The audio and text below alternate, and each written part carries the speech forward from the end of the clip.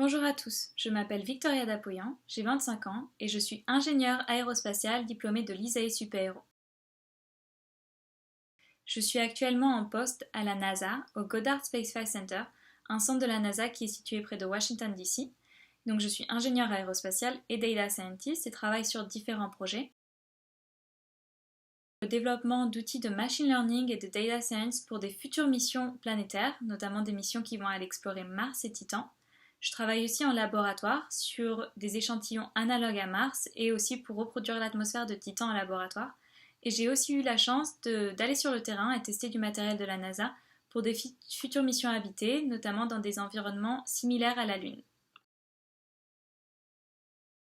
Pour mon parcours scolaire, j'ai réalisé un baccalauréat scientifique, puis 3 années de classe préparatoire à Toulouse, en vue d'intégrer l'ISAE Super-Héros, une école d'ingénieurs connue pour l'aéronautique et l'aérospatiale.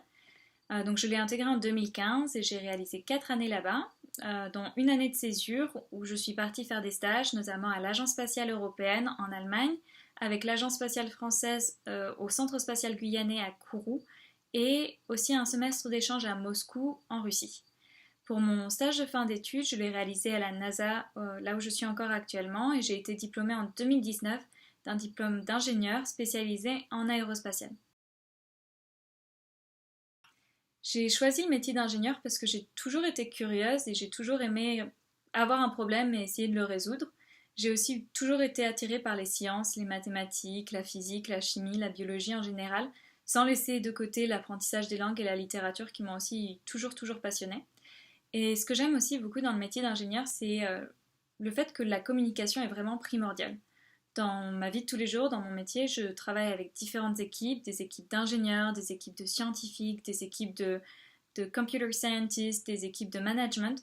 Et une partie de mon travail, c'est de faire le lien entre ces différentes équipes et c'est là où la communication est vraiment clé.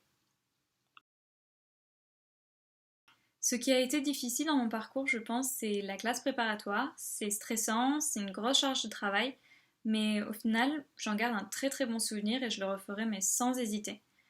Dans ma vie de tous les jours, ce qui est un peu parfois compliqué, c'est jongler entre différents sujets, donc une gymnastique d'esprit pour passer d'un projet de computer science pour des missions planétaires à des projets de recherche d'astrobiologie, à des projets de laboratoire.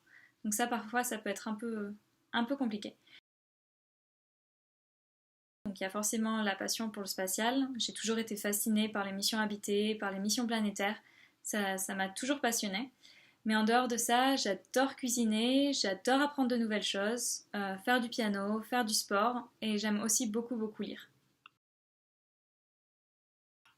Si j'ai un petit conseil à vous donner, c'est suivez vos rêves, écoutez votre cœur, suivez vos passions. Si vous avez de l'ambition, si vous avez de la persévérance, beaucoup de portes s'ouvriront.